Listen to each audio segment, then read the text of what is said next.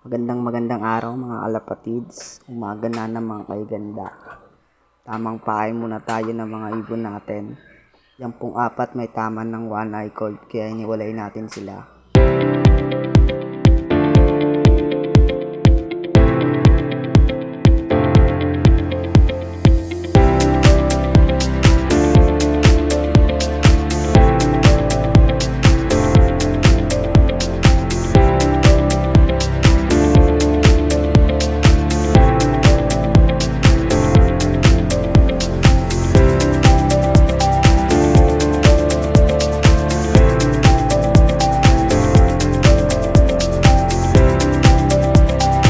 Dito na naman tayo magpapakain sa taas ng loft ko.